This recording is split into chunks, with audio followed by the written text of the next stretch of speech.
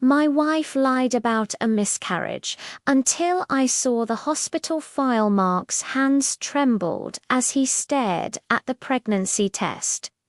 2 blue lines. Solid, undeniable. Sarah stood behind him, tears in her eyes. "We're going to be parents," she whispered. He framed that test, took a photo that became his phone background.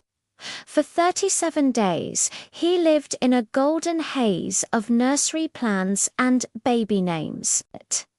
It happened on a Tuesday. Sarah called him at work, voice breaking.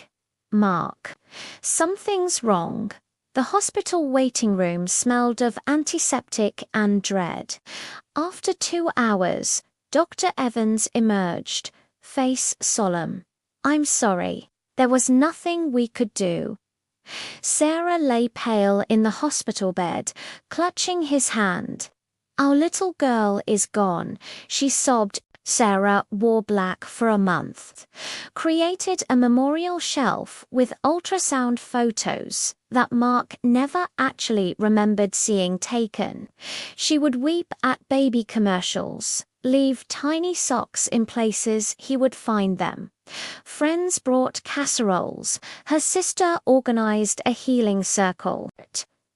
Mark grieved silently, noticing odd things. She never asked for medical details. Changed the subject when he mentioned getting the hospital records for their files.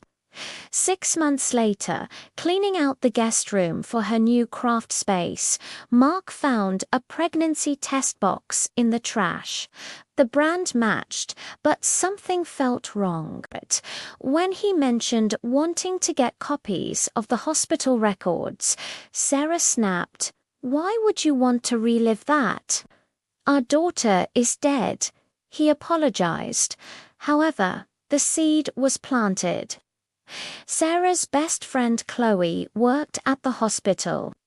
Mark volunteered for the fundraising gala, mentioning to Chloe he wanted to help give back to the place that had tried to help them. During one of his volunteer shifts in the administrative wing, he noticed the records office was often unattended during lunch breaks. He knew Sarah's date of birth, their address, the date she had been admitted. The filing system was alphabetical. In his car that afternoon, Mark opened the file A had quietly retrieved and photocopied. No pregnancy test results. No ultrasound orders. No OB/GYN consult. Just one page. Patient presents with heavy menstrual bleeding, diagnosed with menorrhagia, prescribed tranexamic acid. No pregnancy detected or suspected. The date matched, the name matched, but the diagnosis was completely different from what Sarah had told him.